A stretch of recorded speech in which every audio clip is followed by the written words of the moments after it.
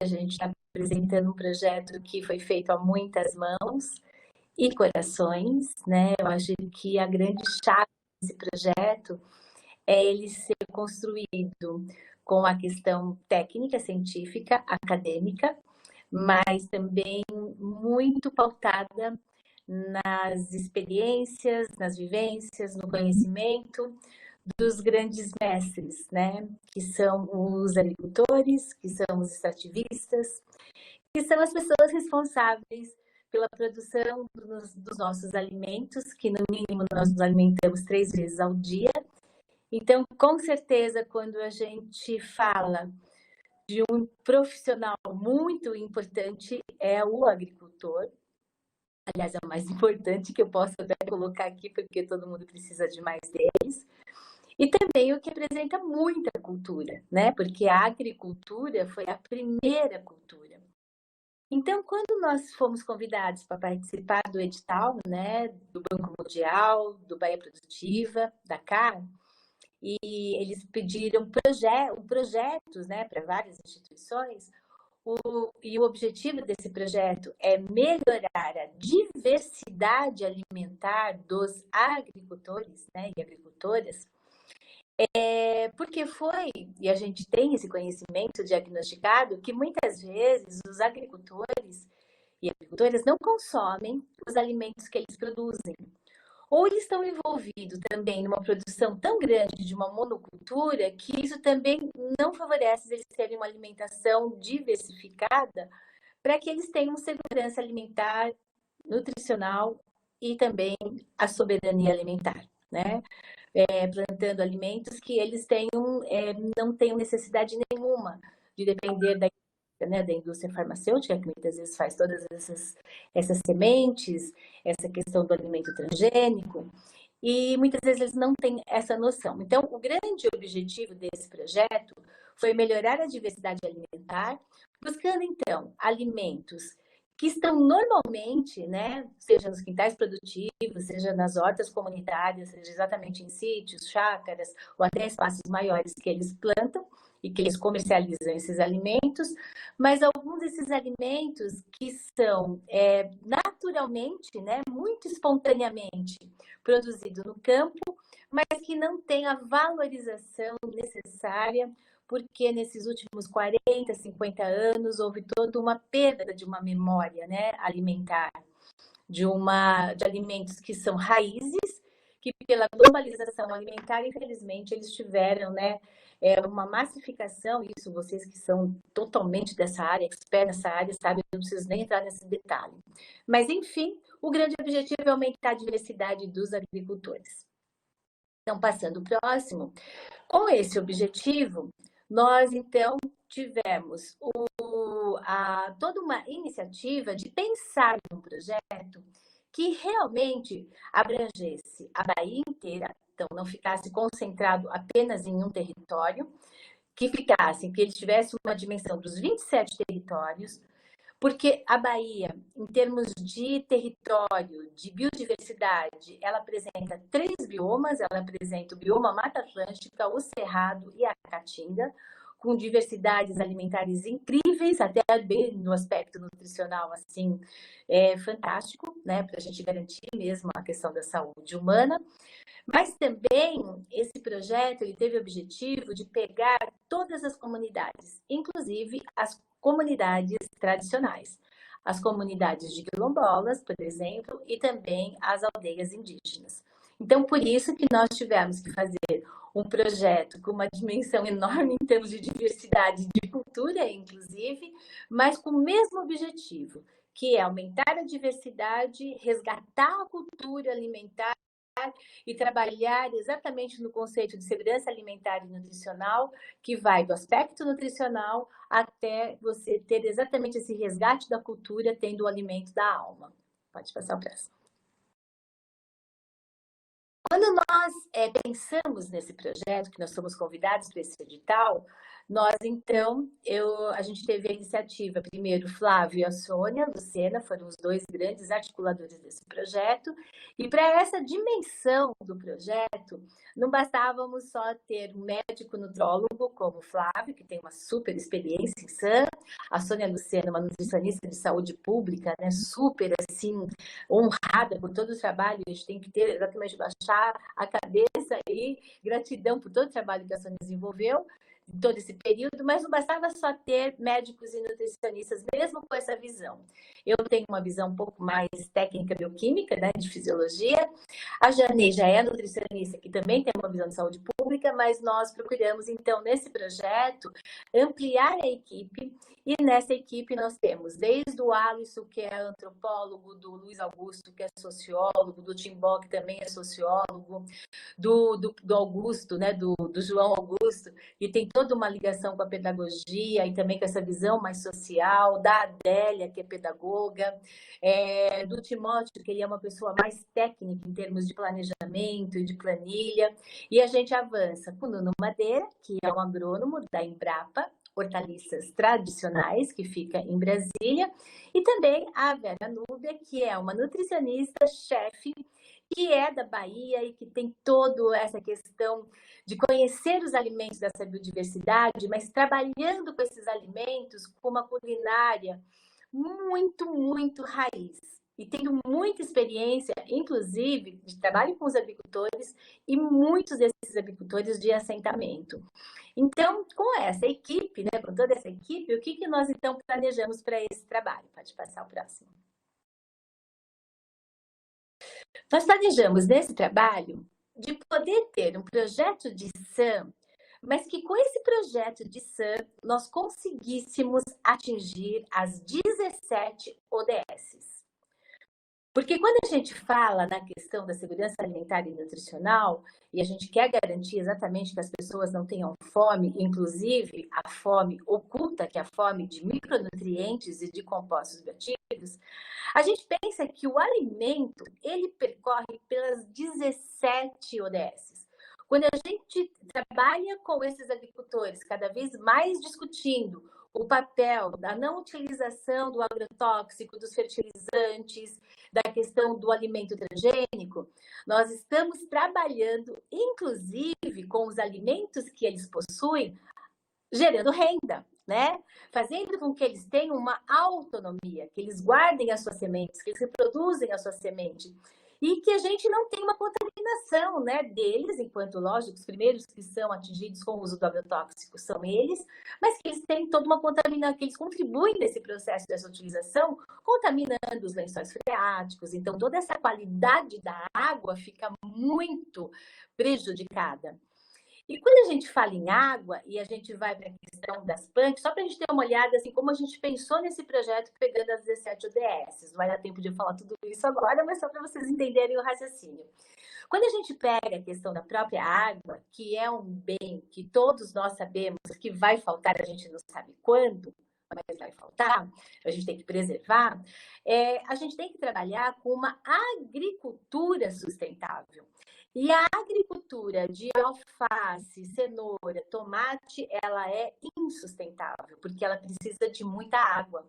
Então, nesse nosso trabalho, a gente priorizou o cultivo, a multiplicação de bancos comunitários e de multiplicação pela Bahia inteira das plantas alimentícias não convencionais, ou das plantas que, na verdade, as hortaliças, elas não são convencionais agora, mas elas eram hortaliças tradicionais. E esse cultivo desses alimentos, eles requisitam de pouca água. Eles não precisam de ter nenhum tipo de adubo, de nenhum tipo de fertilizante para eles crescerem, porque eles são muito abundantes. Então, quando a gente planeja, né, esse nosso trabalho, a gente vai ter o ponto central, eles conhecerem sim tudo que esses alimentos podem ser muito interessantes para a saúde deles. Mas não nutricionismo pelo nutricionismo. É saber que esse alimento que ele tem no quintal dele pode realmente substituir, e com muita nobreza, muitos remédios que eles utilizam.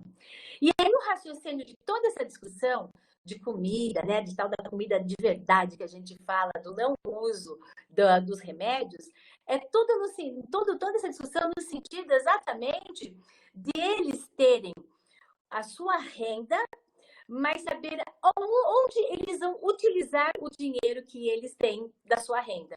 Porque no momento que eles compram um produto alimentício, eles estão desviando a sua renda e estão sustentando o sistema do capitalismo e sustentando as grandes empresas multinacionais. No momento que eles compram remédio, eles estão fazendo a mesma coisa, porque a indústria farmacêutica, que faz, né, vários tipos de drogas, é a indústria que também faz o agrotóxico para as pessoas ficarem doentes. Então, toda essa discussão foi permeando os nossos treinamentos, que vocês vão entender agora como que a gente, então, planejou o trabalho. Por quê? Grande objetivo, segurança alimentar e nutricional, com certeza com soberania, mas garantindo que a gente saia desse quadro enorme, né, que está sendo desenhado cada vez mais, da sindemia global, que mostra o paradoxo da desnutrição com a obesidade e tudo isso com as mudanças climáticas. Então, o objetivo do nosso trabalho foi pegar o ODS, sindemia global, e tentar trabalhar em todos os aspectos para que a gente consiga, então, ter as pessoas mais saudáveis, mas mantendo o nosso planeta também muito saudável. Então, nas nossas estratégias, como que nós pensamos nas estratégias depois de muita discussão, né, com os técnicos da CAR? Nós tínhamos que trabalhar com os agricultores. A Bahia, ela divide, então, né, os seus territórios de 27, e eles têm equipes de ATER, de assistência técnica, que são ao redor de 81 assistentes técnicos. Para as 27, os territórios, 3 assistentes para cada um foram treinados. Mas eles também têm toda uma estrutura muito interessante que tem os ACRs, que são treinados pelos ATERs, que ficam na supervisão dos ATERs, mas são os agentes comunitários que ficam na ponta, eles moram naquela comunidade. Então, qual foi o nosso raciocínio?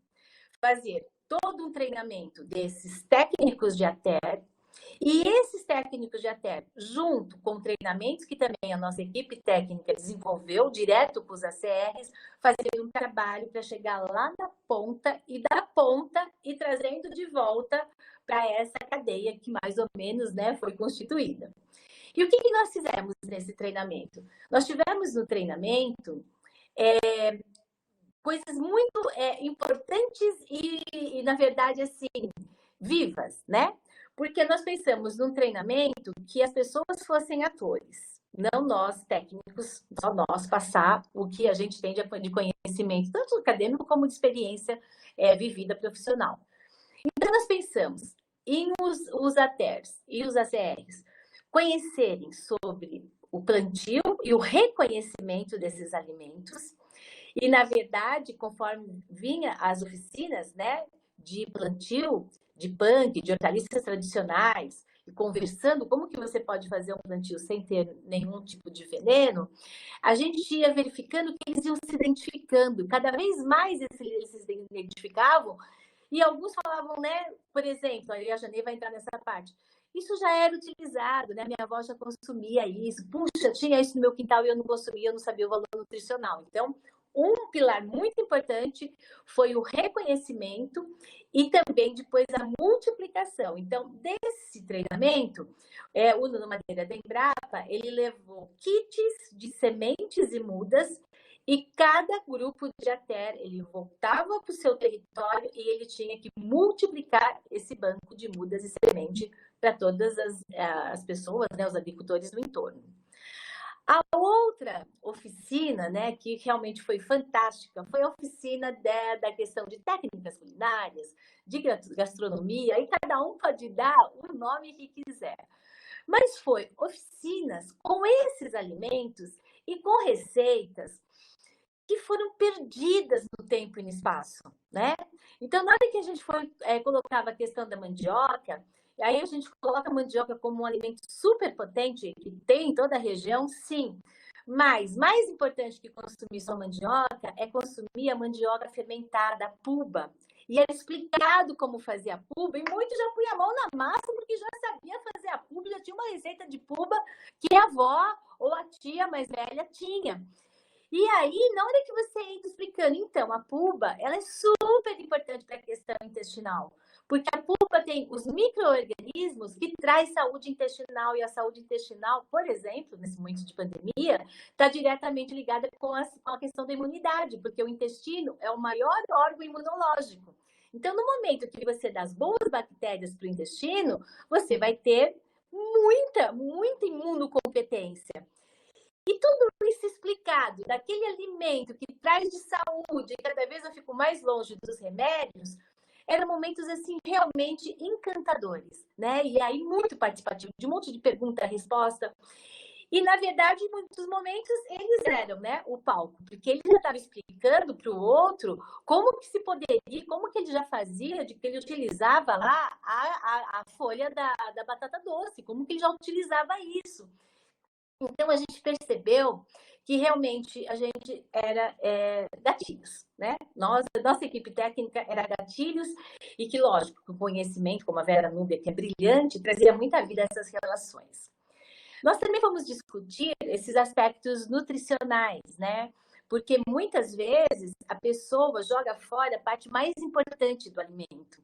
Então, quando nós falávamos, né, nesse treino, toda essa conversa, que olha, a cenoura, a rama da cenoura, ela tem 635 miligramas de cálcio. Não falava nem miligramas, mas assim, quase 1 litro de leite e é jogada no lixo. A batata doce é muito melhor a folha do que a batata doce. O caroço do abacate, a casca do abacate, tem 3, 4, 5 vezes mais, dependendo, né, do caroço ou da casca que é analisado, nutrientes e vitaminas do que tem a polpa do abacate. Por quê? O grande objetivo do nosso projeto é desperdício zero, porque isso tem impacto direto nas mudanças climáticas, isso tem impacto direto também na questão das ODSs. E também nós fizemos, então, um treinamento com o grupo de uma aplicação de um questionário para a gente conhecer pelos grupos que são preconizados no Guia Alimentar da População Brasileira, pelos grupos de alimentos, quais alimentos que essas famílias que foram estatisticamente, né, tivemos que ter uma amostra estatisticamente significante desses 27 territórios com toda essa diversidade, para esses, até aplicar nessa amostra de cada território um questionário para a gente conhecer dos grupos, né, que o guia propõe, qual é a diversidade alimentar. E aí, daqui a pouquinho, eu vou mostrar esses primeiros resultados para vocês. Mas o que foi, né, mais assim, interessante do trabalho não é só a avaliação que a gente chama de qualitativa, no sentido assim, de você ter essa qualidade de saber qual é a diversidade, mas também nós utilizamos muito método quantitativo. Quantitativo na visão da antropologia, da sociologia, né? Que é fazer uma radiografia, um raio-x no tempo zero, de como estão os quintais produtivos, né? Essas hortas, né? Desses agricultores, também entrevista dentro da casa desses agricultores para saber, acompanhar, né, um dia de refeição deles, uma despensa, se eles se sentissem confortável em estar nos apresentando, uma geladeira.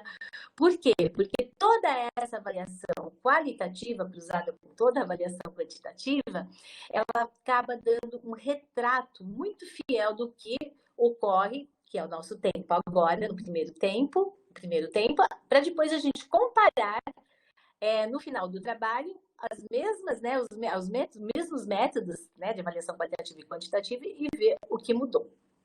Então, pode passar o próximo. E é exatamente isso. Então, nós fizemos a pesquisa de avaliação qualitativa, quantitativa, identificando os hábitos, a questão do consumo, e também nós usamos um questionário para avaliar os principais sinais e sintomas que aquelas famílias possuíam. Porque às vezes a família está possuindo, né, um sinal e sintoma, como, por exemplo, obstipação, intestino preso, e ela tem a palma do lado, e a palma é riquíssima em fibras e água, e que ajudaria demais. Então, também a gente trabalhou com alguns sinais e sintomas.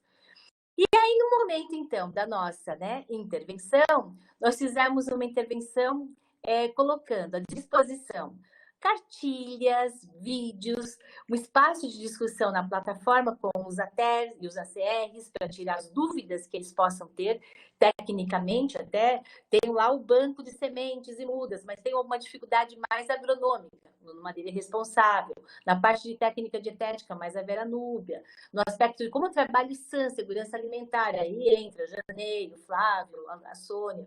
Então, cada momento de dúvidas que eles têm, nós técnicos desse projeto, nós ficamos então à disposição para discutir com eles na nossa plataforma. E aí nós tivemos então, com todo esse trabalho, pode passar o próximo? Pode, agora vai passar o videozinho? Posso dar Isso, o play? Valéria. A gente vai passar o vídeo que ele traz, na verdade, um pouco de tudo isso que, né, que você acabou de falar aí, só que visualmente. Então vamos Pode lá. passar.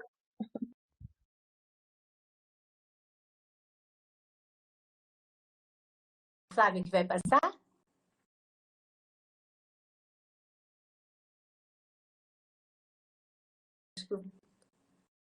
Flávio tá passando, Janei? Senão eu sigo. Vai passar? Tá.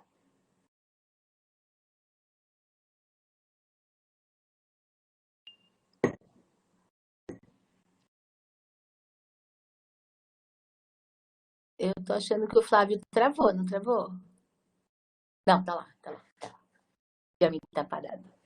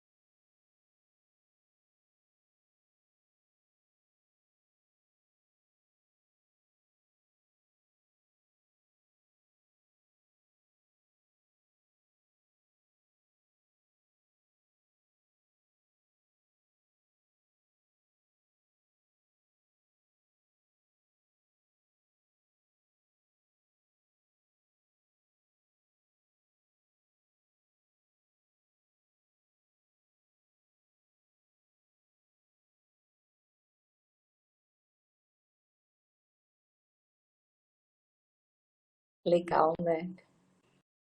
Então, podemos passar o próximo para eu já terminando minha apresentação para a Janei fazer.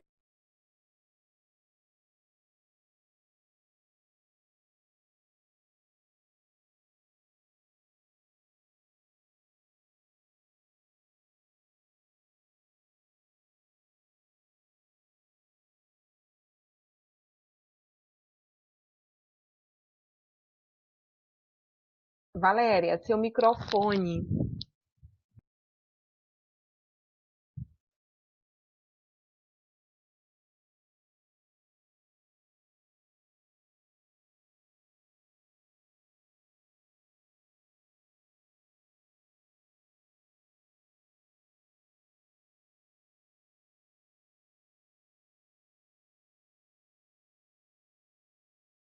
Eu acho que o microfone dela saiu do ar. Você pode continuar, Janei? Eu vou continuar. Bem, então, boa tarde. Quero agradecer aqui ao Flávio o convite para poder, a gente poder estar aqui conversando um pouquinho sobre esse projeto. Então, o vídeo ele pode mostrar um pouquinho aí sobre as atividades já realizadas, né?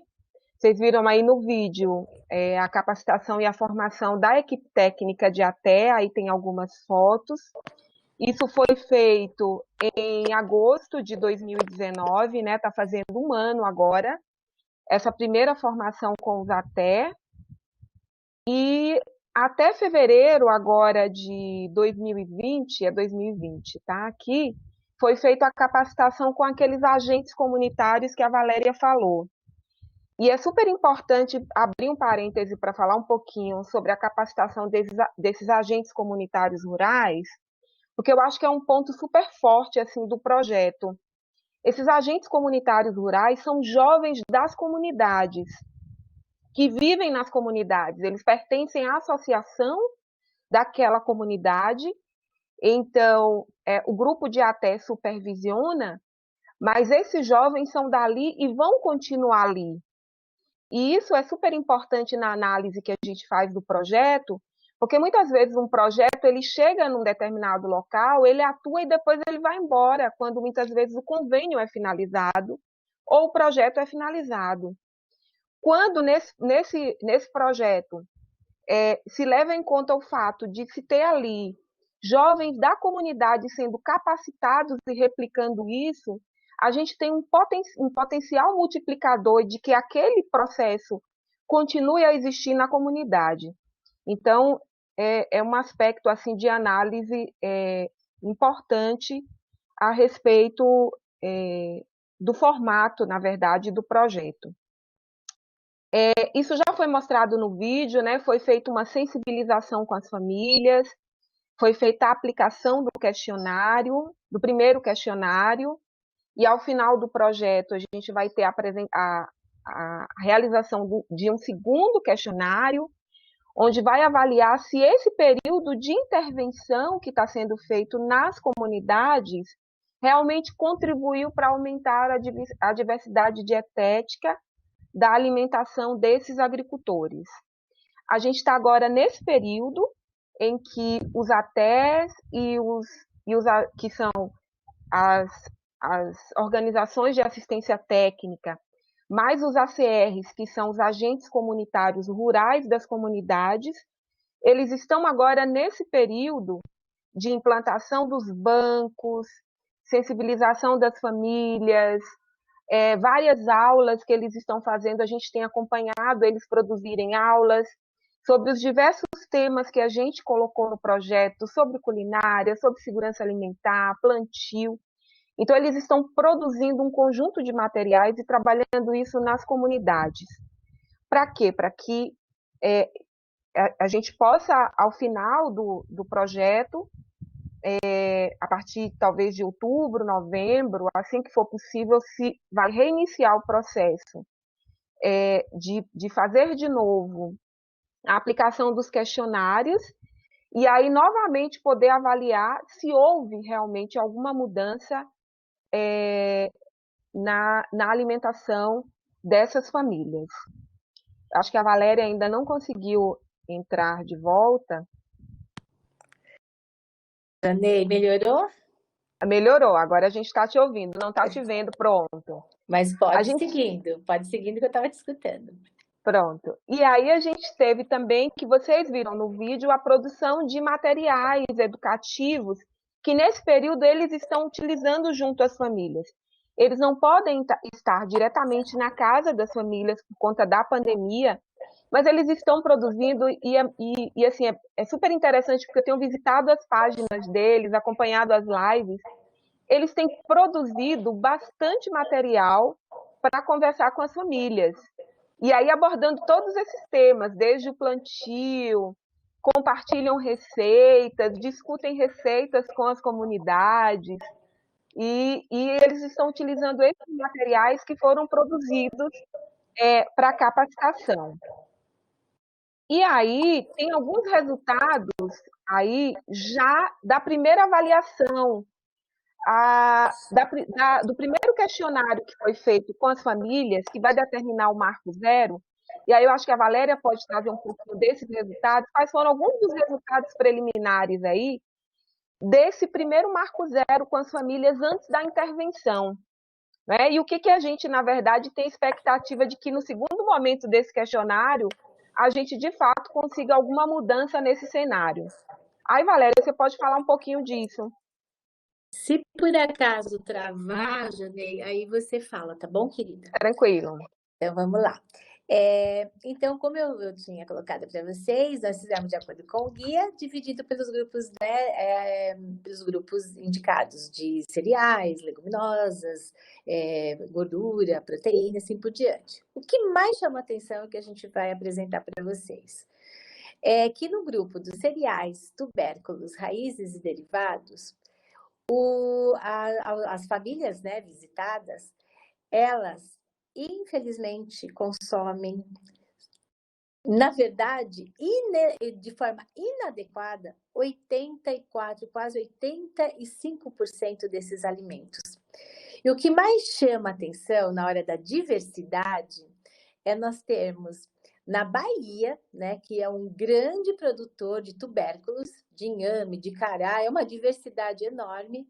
Nós temos os 4 primeiros alimentos, o arroz, o pão branco, a mandioca, o macarrão, depois vem a mandioca, muito junto com a batata inglesa.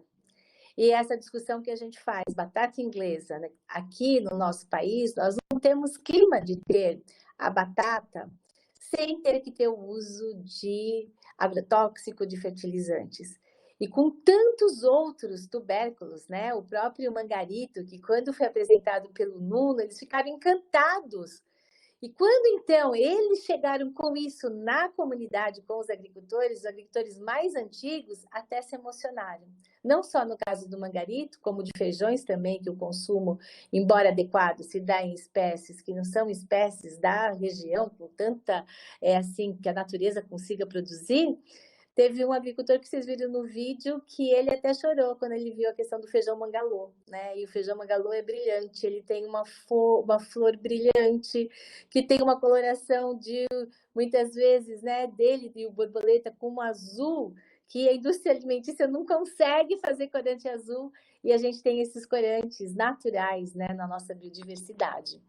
E o outro aspecto que chamou muita atenção, aí pode passar o próximo, foi a questão exatamente da ingestão de frutas, verduras e legumes. 80% dos agricultores não consomem o que é recomendado de ingestão de frutas, verduras e legumes, e também a diversidade é muito pequena. A diversidade de frutas, verduras e legumes se concentra no máximo de 10 a 12 espécies. Sendo que na Bahia a gente tem mais de 150, 200 espécies entre frutas, verduras e legumes. Até frutas, né, que são bem conhecidas da Bahia, como o umbu, né? O umbu é uma fortaleza, inclusive, é um patrimônio imaterial da Bahia, reconhecido, inclusive, mundialmente, o umbu perde longe para a maçã, que não é um alimento da nossa biodiversidade. O Sul até produz maçã, mas não é um alimento que é produzido lá na Bahia. Então, todos esses dados mostram que realmente os agricultores eles estão um pouquinho longe do que eles poderiam ter, né, de ingestão do seu próprio quintal ou de valorar os alimentos da cultura. Lógico que também tem uma série de questões que nós tivemos e estamos tendo que discutir com os agricultores e com outros atores da sociedade civil. Porque quando a gente fala do uso da jaca verde, que a gente consegue fazer tudo com a jaca, quando a gente fala que a gente pode utilizar a palma, o mandacaru, o xique-xique, que as preparações ficam uma delícia, muitos têm uma recordação de um período de muita fome e de escassez. E que, como eles têm isso muito dentro deles, muitos apresentam dificuldade de inserir na sua alimentação e na culinária. Mas, quando a gente começa a fazer essas discussões e traz aí até pessoas bem interessantes que estão na mídia falando desses alimentos e consumindo esses alimentos, eles olham e falam, gente, tipo, isso tá virando, tá na moda. Então, assim, não é que a gente está querendo levar nenhum alimento de moda. O que a gente está querendo levar é que esses alimentos, eles estão sendo, sim, vitrine de muita divulgação pela riqueza que eles possuem. E a gente começa a fazer uma discussão com eles mais ampla, né? Uma discussão que, por exemplo, palma, aqui pode ser significado de um período que não era de tanta abundância. No México, a palma é um dos alimentos mais consumidos. Ela é encontrada nos supermercados para serem compradas. E a hora que a gente começa a discutir que a palma tem trabalhos e mais trabalhos mostrando o efeito da palma no diabetes e um monte de gente com diabetes, né, com açúcar elevado no sangue, aí eles começam a ficar encantados. Então, é essa troca, né, de sabor, de saberes, que está fazendo esse processo muito, muito bonito, né? É um processo de educação nutricional que muitas vezes a gente aprende mais do que a gente ensina, mas o grande processo, e que a gente está nesse ponto agora, e que os ATERs e ACR estão ajudando demais, é o que eles estão fazendo, o que eles já sabem, o que eles estão cozinhando, tudo isso se tornando vídeos, todos eles sendo postados, que em breve vocês vão receber a informação da inauguração dessa plataforma, porque é o agricultor, né, é o extrativista, é o pessoal lá do sul da Bahia que está fazendo chocolate cabruca, mas junto com plantação de monte de punk, é eles que vão ensinar os outros amigos agricultores a estarem tendo mais diversidade, tanto no plantio como na alimentação. Pode passar? Que aí agora, Janei, acho que vem outro vidinho e depois você continua, tá, Janei? Pronto. E esse vídeo, ela está carregando aí, ele vai trazer exatamente um pouco das experiências desses ATEs e ACRs lá junto com as famílias.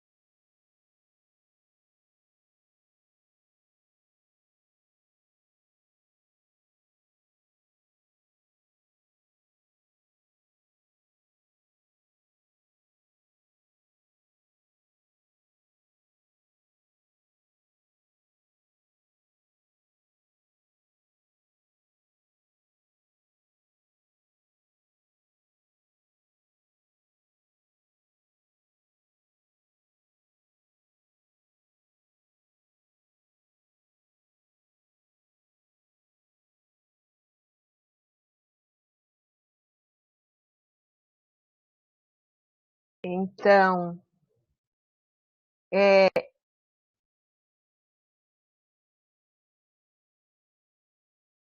Valéria, eu realmente fico muito emocionada.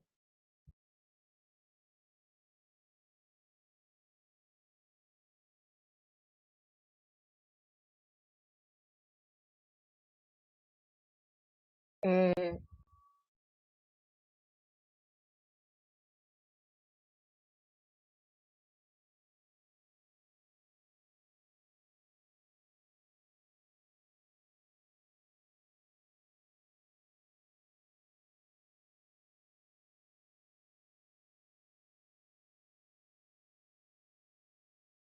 Valéria, a gente não está te ouvindo.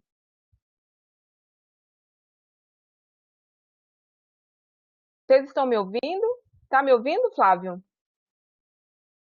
Pronto.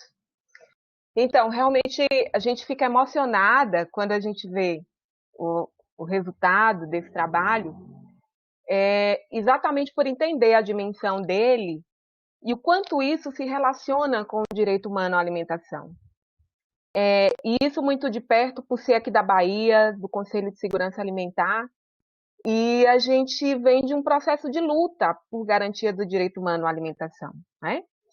Então, quando a gente vê um pouco desse projeto, realmente eu peço desculpas por realmente me sentir emocionada né, por olhar, por ver isso de perto.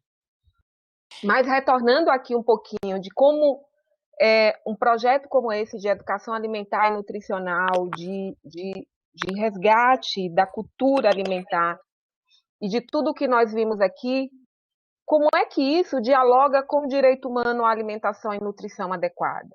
É muito importante que a gente consiga fazer essa leitura, né, de como esse projeto ele faz isso. A gente tem uma lei orgânica de segurança alimentar no estado da Bahia desde 2008, que foi o resultado de lutas da sociedade civil para a garantia do direito humano à alimentação adequada. E no artigo 4º, no primeiro parágrafo dessa lei, diz que é dever do poder público do estado da Bahia respeitar, proteger, promover, prover, informar, monitorar, fiscalizar e avaliar a realização do direito humano à alimentação adequada e saudável, bem como garantir os mecanismos para sua exigibilidade. Então, um projeto nessa dimensão, com esses elementos, ele vem exatamente com o objetivo de cumprir uma demanda legal.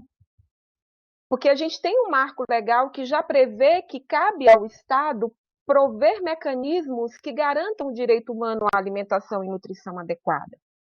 Lá no artigo 7º dessa lei, lá diz que o governo da Bahia, que o Estado precisa instituir processos permanentes de educação alimentar e nutricional. Então, olhar para um projeto como esse, a gente precisa pensar na dimensão do sujeito de direito, e a gente ainda observa, inclusive nas falas dos agentes de ATE e das próprias comunidades, ainda perceber expressões como beneficiários, quando a gente sabe que a gente precisa trabalhar a mudança dessa lógica de que quando esse projeto chega, é uma forma de garantia de direito àquela comunidade, que isso precisa ser pensado quando se executa um projeto nessa dimensão. Outra questão importante com relação a gente observar o direito humano, a alimentação e nutrição adequada no contexto desse projeto, a Bahia elaborou um plano de segurança alimentar 2015 e 2019, e agora está sendo elaborado de 2020 a 2023, mas esse plano já constava lá nele, e com ação prioritária, instituir processos de educação alimentar e nutricional de promoção da alimentação saudável. E na carta política, tanto da 4ª como da 5ª Conferência Estadual de Segurança Alimentar, a sociedade baiana já apresentava essa demanda, já lá na 4ª, em 2011, e na 5ª Conferência, em 2015, que o Estado da Bahia precisava instituir processos permanentes e contextualizados de educação alimentar e nutricional. Por quê? Porque esses aspectos que a Valéria trouxe, que os ATEs trouxeram, é importante, porque o que acontece? O Estado da Bahia conseguiu, entre 2014, entre 2003 e 2014, tirar um grande contingente de baianos da extrema pobreza. A insegurança alimentar grave na Bahia, ela diminuiu consideravelmente nesse período. Embora nos últimos 2 anos a gente novamente observe um aumento da insegurança alimentar grave. Mas a insegurança alimentar moderada, que está ali em torno da qualidade dessa alimentação, houve um avanço muito pequeno. Por quê? Porque estão envolvidos aspectos que requer uma intervenção de educação alimentar e nutricional do poder público. O que a gente observava? Houve um aumento do acesso a recursos, mas, inclusive, os ATEs trouxeram isso na sua avaliação, que as famílias elas sentiam a necessidade de alcançar e de buscar o status da compra de alimentos industrializados, que antes eles não podiam, porque não tinham acesso a recursos. Então, por exemplo, para uma mãe ir no supermercado e comprar um iogurte e trazer para a criança, né, ela comprar um biscoito recheado que antes ela não tinha dinheiro para comprar para o seu filho, isso significava sair do estado de miséria e pobreza, né? Então, quando você vem com um projeto como esse, em que você tem oportunidade e possibilidade de dizer para ele que as riquezas estão lá naquilo que eles produzem e não naquilo que é acessado nesse mercado, é fundamental para que essa comunidade possa resgatar a soberania alimentar, né? Então, é para a gente entender que essa demanda ela é fundamental para a garantia do direito humano à alimentação. Processos educativos como esse são fundamentais nesse processo. Eu estou trazendo aqui nesse slide algumas análises dos agentes de ATE sobre o projeto até aqui. A gente fez uma reunião com eles e eles puderam trazer alguns elementos de lá, da ponta, sobre o projeto. Eles dizem que enxergam o projeto nas ações de ATE como positivo e necessário nas ações que eles realizam. E se sentem motivados com os processos lá nas comunidades, depois que foi inserido esse olhar da segurança alimentar nos projetos que eles desenvolvem. Na aplicação dos questionários, eles disseram que isso permitiu às comunidades refletirem seu consumo. E quanto eles estavam deixando de consumir os produtos da comunidade para consumir produtos industrializados. E que eles entenderam que eles muitas vezes não percebiam isso. Não compreendiam que estavam fazendo isso. Relatam que a PANC, em algumas comunidades, remeteu às comunidades as lembranças de restrições e de fome, mas que no momento seguinte também resgatava nessas pessoas uma memória afetiva, cultural, que fazia com que ele pensasse, como a gente viu no vídeo, da comida da avó, né, da comida lá da sua família. Então, embora tenha havido um certo incômodo em pensar que, mas voltar a comer palma, né, comer mato, por quê? Porque teve todo um processo de industrialização, um processo capitalista que disse que não era isso. E que ele foi perdendo a sua soberania alimentar no decorrer disso, né? E que agora apresentar um projeto onde essa pessoa pode resgatar isso e entender que isso é bom, né? Que isso é do ponto de vista nutricional, gastronômico, é interessante, isso proporciona um novo olhar. Porque o projeto, além de trazer a questão do plantio, de colocar a mão na terra, de poder cultivar os alimentos que vai consumir, e o resgate de poder produzir o que está consumindo, ele traz o resgate da comensalidade, do comer, do preparar, do ter o prazer de resgatar uma receita antiga, a alegria de resgatar uma lembrança de infância, algo que era feito na sua comunidade e que foi sendo esquecido. Eles relataram a necessidade de intensificar o uso de receitas com PANC, incluir também as sementes crioulas e as plantas medicinais, os chás. Eles começaram a trazer lembranças de que o chá era usado para isso, de que usava para uma determinada coisa. Então, isso, na verdade, o projeto e trazer isso à tona fez com que se mexesse em memórias daquilo que essas comunidades já tinham. Outra coisa que eles trouxeram é da importância do projeto, pensar a importância de envolver crianças e envolver os idosos, envolver os jovens também no processo. Porque ele tem essa capacidade. A criança e o jovem com seu poder replicador de novos conteúdos, né? E os idosos de trazerem, de resgatarem aquilo que eles faziam e que eles tinham e conseguir criar esse elo entre as gerações para o resgate de receitas e de outros saberes que tem ali na comunidade. Até por conta de que os jovens eles são muito influenciados pela mídia. E aí discutir essa intervenção a partir disso, né, do resgate disso e da valorização disso é fundamental. Quando a Valéria trouxe aí a questão de colocar, por exemplo, chefes de cozinha, os nutricionistas para discutir aquilo que eles têm lá, isso é fundamental nesse resgate do direito humano à alimentação e nutrição a partir da comunidade.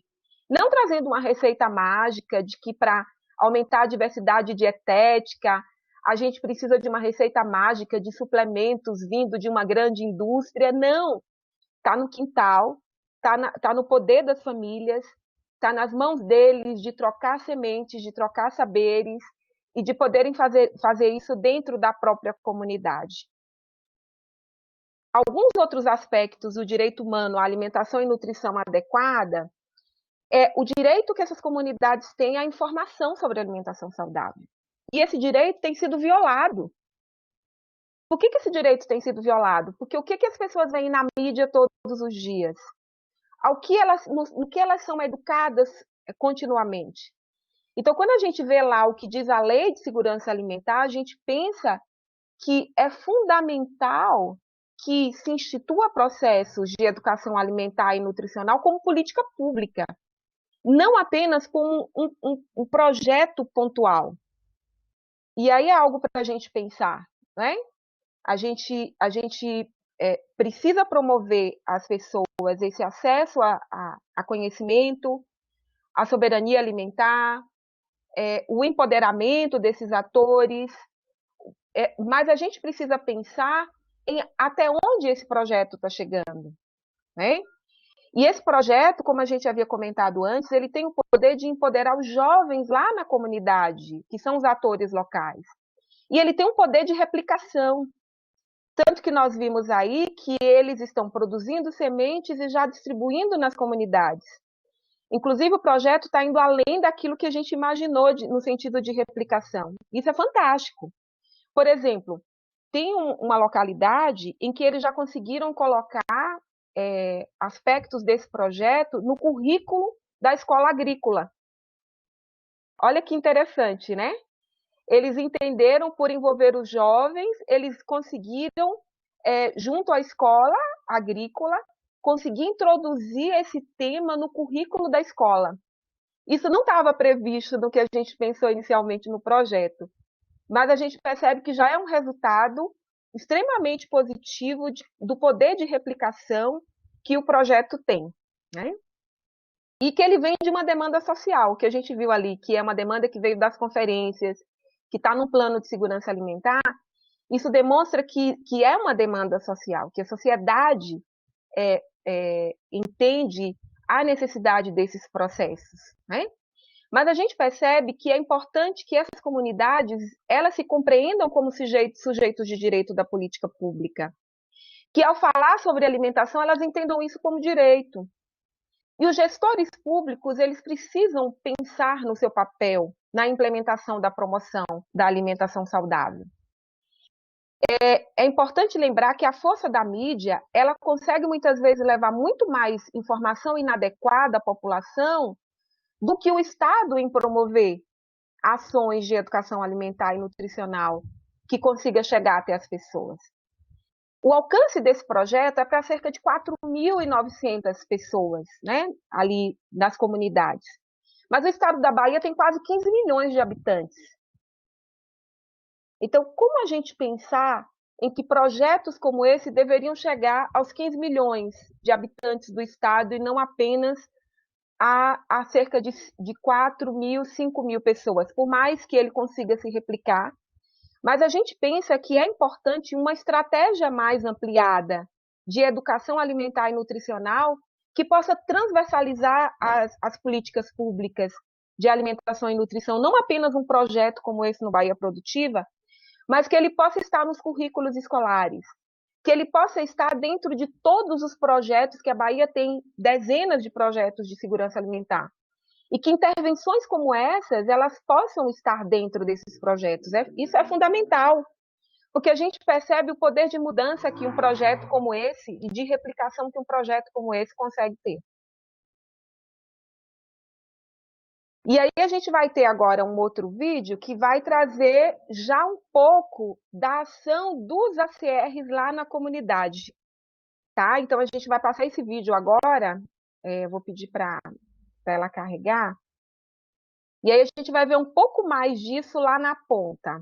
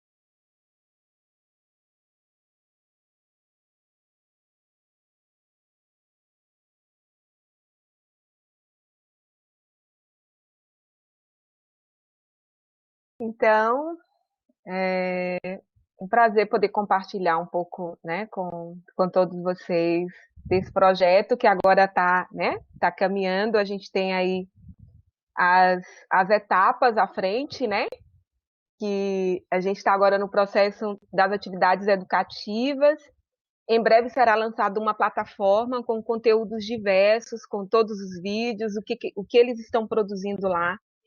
Gente, é incrível o que eles estão produzindo, né? A quantidade de aulas, de coisas que eles estão produzindo lá nos territórios. E vai acontecer a reaplicação dos questionários, da avaliação quantitativa e também qualitativa. E ano que vem a gente vai fazer, não é? Depois de que tiver todos esses resultados, sistematizar e apresentar os resultados aí desse lindo projeto. Então, obrigada aí, né, a vocês por ouvir um pouco, né, desse projeto. Ele tem muita técnica, mas tem muito coração, tem muito amor e muita vontade de que, de fato, o direito humano chegue às pessoas. A Valéria pode ficar à vontade se quiser complementar alguma coisa.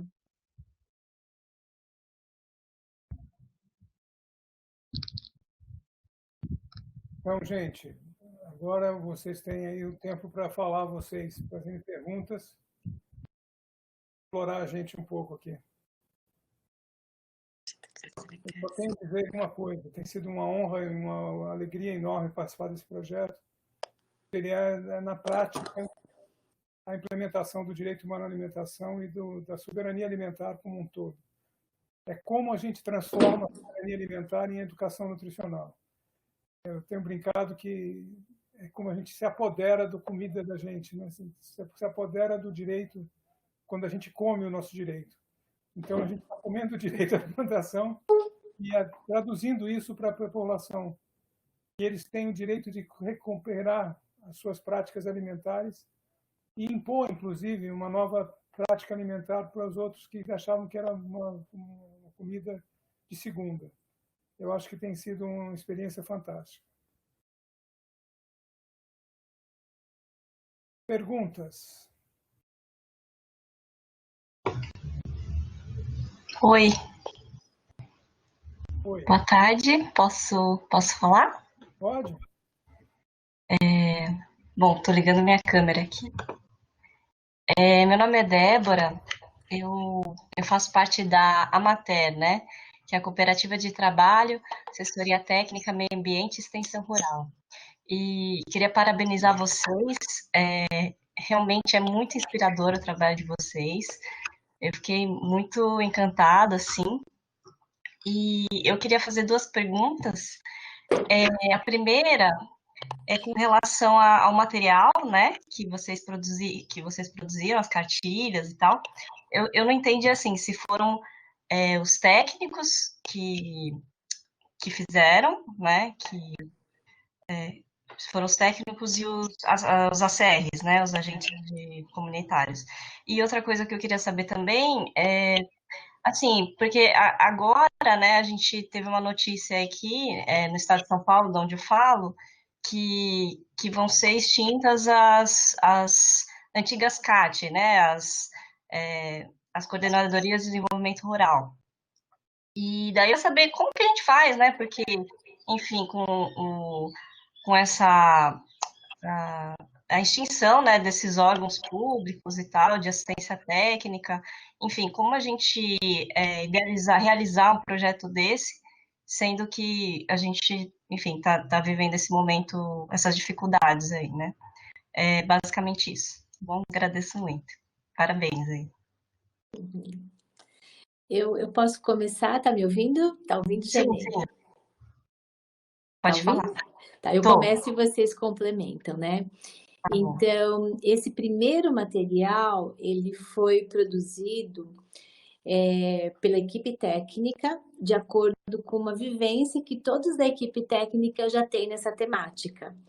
Então, por exemplo, eu sou nutricionista e trabalho há 10 anos com agroecologia e faço parte do movimento, né, da CSA, Comunidade que Sustenta a Agricultura, e trabalho também por volta de 8, 9 anos com o Nuno Madeira e com o CNUP. Então, a gente já sabia, né, o que nesses trabalhos que a gente tem, o que seria muito legal a gente socializar desse conhecimento com os agricultores. E assim, também na questão nutricional, os aspectos mais importantes, e na culinária nem se fala, com toda essa experiência da Vera Núbia, desse trabalho, né, muito raiz que ela tem. Mas esse é o primeiro material, foi o material que iniciou um processo. O que está acontecendo agora é que todas as ATERs e os ACRs, eles estão fazendo novos materiais. E interessante, né? Traduzindo esses materiais, porque quando eles vão fazer uma oficina e tem essa troca, todos eles têm grupo de WhatsApp com esses agricultores, e aí tá uma imensidão de troca de receitas, né? E qualquer dúvida que eles têm no aspecto mesmo de uma explicação, ou de como que pode aumentar o plantio, aí tem esse respaldo da equipe técnica, mas essa plataforma que vai ser lançada, ela aí sim vai ser um trabalho aqui a gente falou, muitos corações e mãos, porque vai ter toda essa vitrine do trabalho que eles estão desenvolvendo. Eu vou falar as duas perguntas que você fez e depois o Flávio Janê completa. Quanto à questão, né, de toda essa assistência técnica, eu acho que aí sim a sociedade civil ela tem que se mobilizar bastante, né? Então a gente não pode deixar com que ocorra um desmonte sem ter uma reação nossa. Tanto que todos os CSAs, a ADESAT, que é a Associação de Desenvolvimento do Trabalhador, a gente está tendo muito movimento para que isso não aconteça. É difícil a gente, às vezes, obter resultados, é difícil, mas a gente não pode desistir, não. E pequenas conquistas, elas vão sendo multiplicadas, deixando as pessoas mais fortalecidas. E eu não me dou por vencida, não, de São Paulo acabar com as CATs. Não me dou por vencida, nem ITESP também, que tem todo esse desmonte aqui, porque nós, ativistas, assim, a gente está se movimentando bastante. Acredito que você também esteja nesse bojo, né, desse movimento. Agora, Janê e Flávio podem completar, por favor.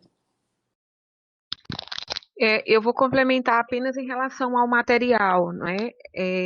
Foi preparado para esse processo de sensibilização inicial, como a Valéria falou, esse conjunto de materiais, vídeos, cartilhas, apresentações. Por exemplo, nós fizemos apresentações sobre direito humano, segurança alimentar, soberania alimentar. Em alguns vídeos vocês veem ali eles projetando algumas apresentações. E a gente deixava eles com a liberdade de poder pegar esse material, né, poder incrementar, adaptar e para poder utilizar lá na comunidade. Mas o que é surpreendente mesmo e que traz muita alegria é de perceber, quando eu vou nas redes e eu vou acompanhar o trabalho deles, é que eles estão produzindo materiais. E isso que é legal, porque é isso que é importante, né, numa ação pública, num projeto. É o poder de replicação que eles têm. Então, agora já existe muito mais material produzido por eles, né, do que o original que a gente inicialmente fez.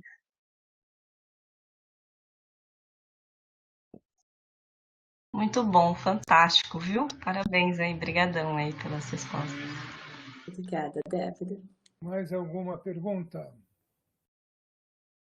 Ou alguma intervenção? Oi, boa tarde. Posso falar? Vocês estão me ouvindo? Pode falar. É a Vera Vilela, aqui do município de São Paulo. Eu queria trocar um pouco com vocês, como que vocês veem a possibilidade da gente fazer um projeto desse na área urbana, né?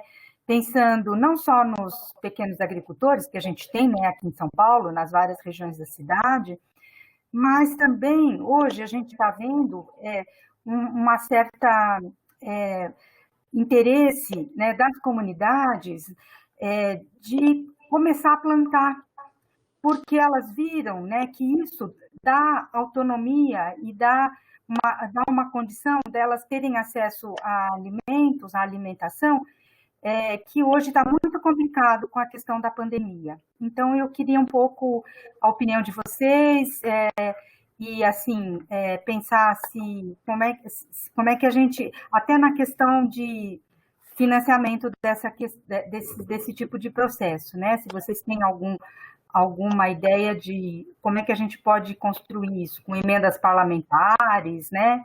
Dá uma luz aí para a gente. Vera, se apresenta. Eu acho que é importante você se apresentar. Então, eu me apresentei. Eu sou conselheira do Conselho Municipal de Segurança Alimentar e Nutricional aqui do município de São Paulo. Fui funcionária pública por 34 anos, né, na área da saúde, da assistência, e também fui conselheira municipal de saúde, e a gente está aqui num grupo de trabalho tentando que o município utilize a verba do PNAE, né, para a compra da agricultura familiar e para a distribuição para as famílias, né, e não o cartão alimentação só, tá? É isso. Vera querida, parceiraça, tudo bem, Vera? Que aqui tá meio... Vera, eu acho assim, né? Você já é uma super pessoa ativista dos movimentos aí em São Paulo, né? Falo em São Paulo porque eu fico em São Paulo e um pouquinho aqui no interior, né, em Bauru.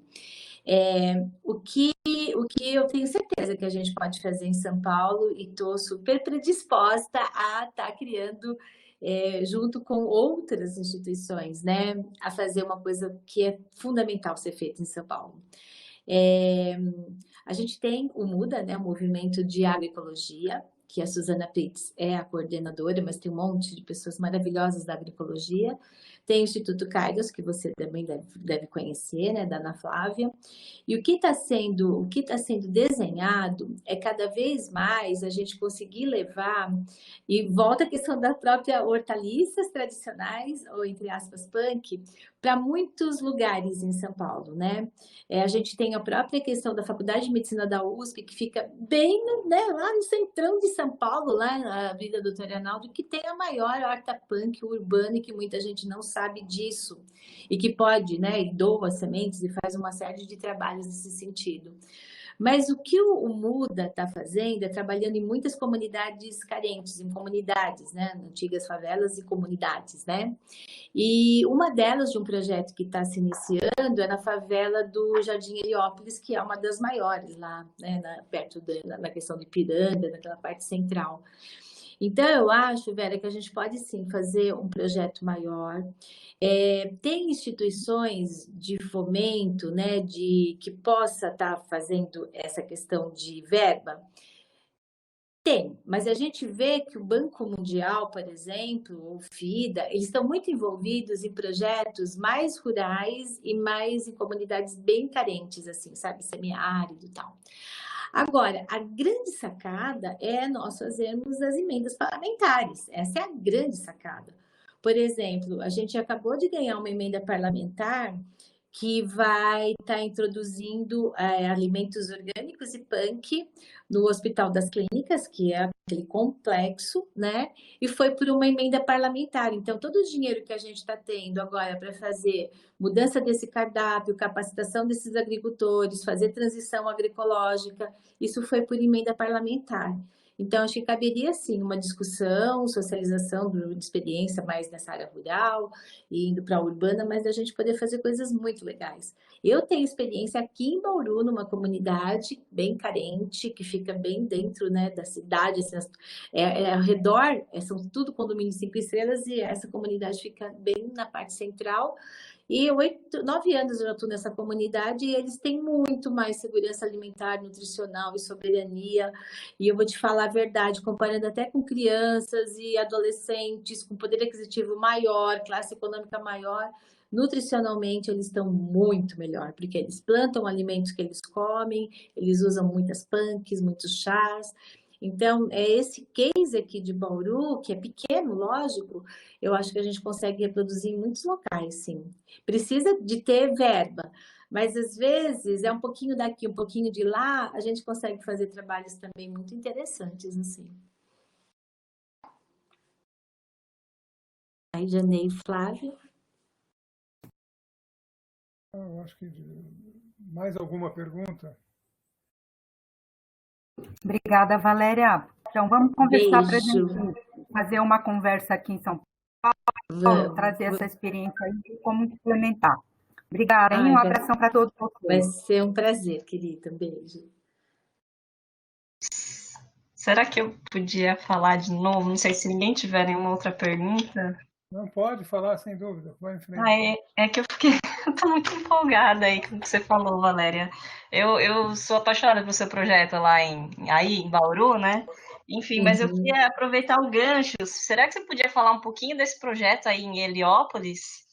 Então, esse projeto, Heliópolis, ele é aquela grande comunidade e que está tendo aí uma aproximação para a gente poder ter hortas maiores, né, e com plantio de punk. E se você estiver interessada nesse projeto, ótimo, você entra na concepção do projeto para a gente implementar, vai implementá-lo o quanto antes mesmo. Mas é um projeto muito lindo esse. E vai ser um exemplo bem de uma comunidade enorme em São Paulo, né? Depois a gente troca aí figurinhas e você entra para estar junto na equipe com a gente. Legal, Valéria. Obrigadão aí. Vou falar com você depois. Excelente. Eu posso falar, fazer uma pergunta? Sim. Oi, boa tarde a todos. Eu sou Luciano, aqui de Botucatu, próximo a Bauru, Valéria. E eu também moro num distrito aqui, onde são 13 mil habitantes. E em 2018 eu comecei um trabalho, né, com punks, só que não teve um progresso justamente por causa de recurso, né? A gente tem uma necessidade grande, né, de ter um acompanhamento financeiro. E eu tenho a Universidade Unesp aqui, né, que é bem próxima ao distrito, do lado do distrito, e também tive muita dificuldade com os técnicos, a disposição dos técnicos, para que isso nos ajudasse nesse desenvolvimento, né? Então eu queria ver com você o que a gente poderia fazer para junto à universidade e estar trazendo isso, né, tentando novamente, e como eu adquiriria um espaço junto ao município, como nós poderíamos fazer isso juntos? Então, você fala Unesp de Botucatu, porque a minha parceria aqui em Bauru é com a Unesp de Bauru, o pessoal da biologia, são muito parceiros, né?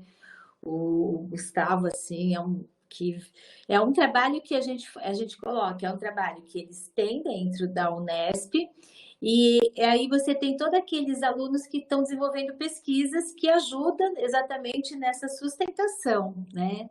Mas é que nem eu falo, não são áreas e áreas produzidas, é uma comunidade que por si só, a comunidade de Jardim Europa, ela já tem por si só essa natureza, né? Então não é que a gente teve que quebrar asfalto e fazer horta, eu não sei qual que é a tua realidade.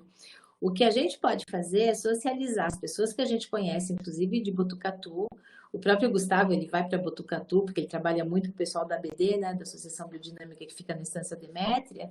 A gente vê aí quais as necessidades e o que a gente consegue fomentar com essas pessoas que muitas vezes elas estão dentro das universidades fazendo as suas pesquisas e precisam de campo, né?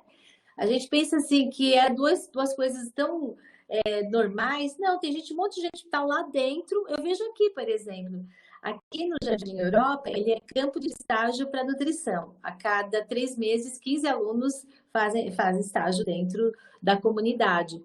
E o trabalho que esses nutricionistas, né, de último ano estão fazendo na comunidade é uma coisa maravilhosa, maravilhosa, porque eles vão desde o aspecto, né, de ver o que a comunidade tem de recurso dessas plantas e vão lá estimulando cada vez mais, até levando outras que às vezes não são do conhecimento da gente, em termos assim, se tem alguma toxicidade. Já foi feita a parceria com a universidade para ver alguma questão tóxica, mas análise também na parte bromatológica e na parte de gastronomia. Então, é um vínculo que a universidade traz e gosta muito, porque falta o campo de estágio. Então, a gente precisa alinhavar o que a gente conseguiria fazer aí em Botucatu para que a gente conseguisse, lógico que também vem emenda parlamentar, né, porque todo lugar tem. Uma pessoa muito parceira aqui de Bauru que faz as coisas acontecer é o Chico Maia, né? O Chico Maia agora ele está fora da questão da prefeitura aqui de Bauru, mas ele era responsável por toda a questão da Secretaria de Agricultura, e ele tem toda essa visão, né, de trabalhar com emenda parlamentar, de saber onde está recurso nacional e internacional. Então, uma conversa com o Chico Maia, eu acho que seria muito legal para ir, porque também, né, pertinho aqui, de ver o que pode estar fazendo pela tua região. Depois também coloco você em contato com o Chico Maia, tá bom?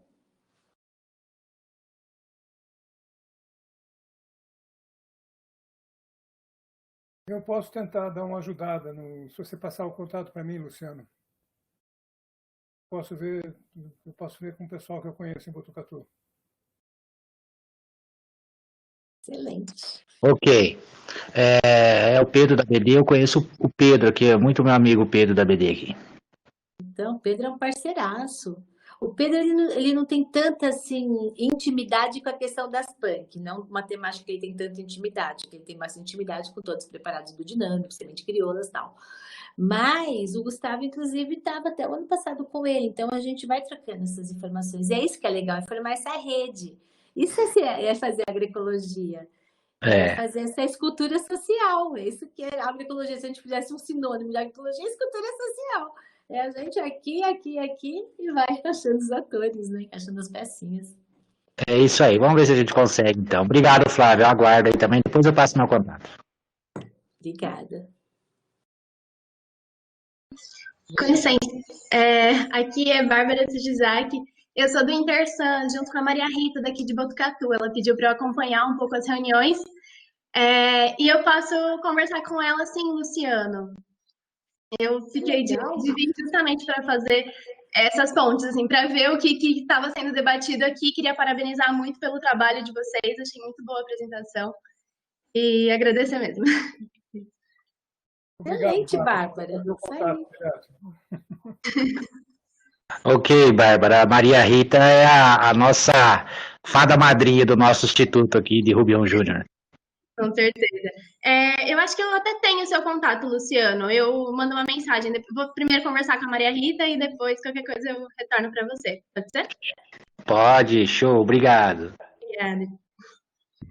Flávio, eu tenho uma pergunta aqui da Ilana Neves, né? Sim. Você quer falar? Então, ela parabeniza o trabalho, é realmente muito inspirador. Vi que vocês comentaram um pouco sobre gastronomia, culinária e chefes de cozinha nesse processo. Gostaria de saber como vocês pensam nesses profissionais. Então, a gente falar sobre alimentação saudável e adequada, o aspecto da comensalidade é fundamental na segurança alimentar e no direito humano à alimentação.